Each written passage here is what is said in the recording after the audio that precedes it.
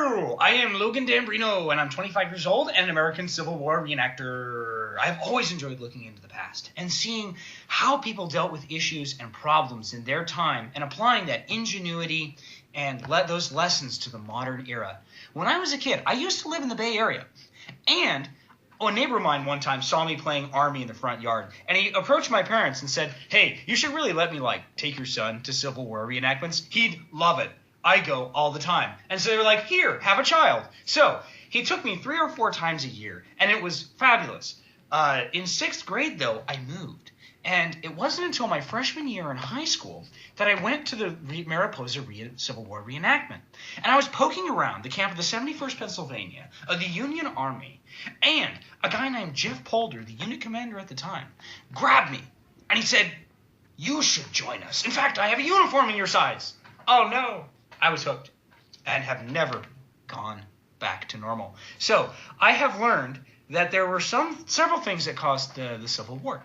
So one of them was an economic issue. The South was a cash crop, meaning that they grew things you couldn't eat, like cotton and tobacco. And society, economy, and they used slave labor to produce those cash crops. Well, the North was much more of a factory-oriented, free wage labor economy. Factory finished goods is what they produced, like shirts and tin cups, and they paid people to do it. So those were some of the ideological differences between the North and the South. The Civil War kicked off with the First Battle of Bull Run, also known as the First Manassas Battle, in 1861. The Northern Army was made up of primarily volunteers, 90-day volunteers, and they were not very well trained. Many of them went into combat that day learning how to load their weapons, which is a very bad time to figure out how to work your rifle when you're being shot at. The Southern Army, on the other hand, was made up of state militia troops, the National Guard units of the day. They were trained, they were well equipped, they brought their own weapons to combat. The reason that the South wore gray was because that was the color of state militia troops. That was what they wore.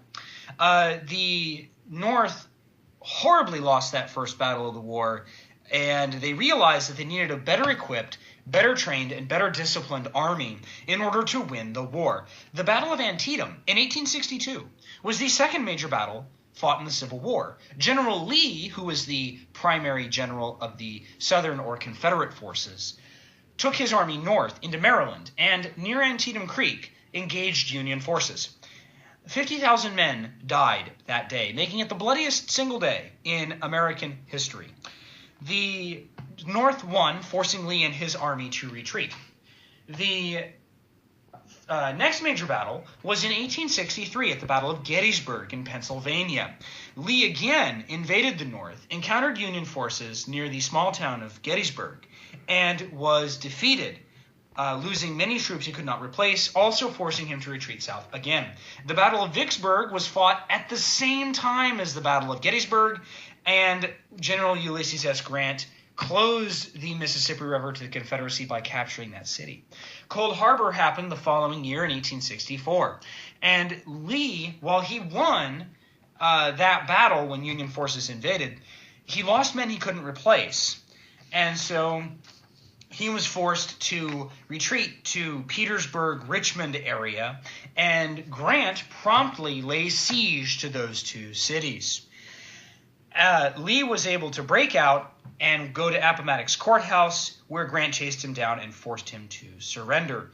The Civil War saw very many technological improvements, including the rifle musket, where grooves were cut into the inside of the barrel of the rifle, making the bullet fly further and more accurately. Percussion caps were also another invention, making loading times for these weapons decrease drastically.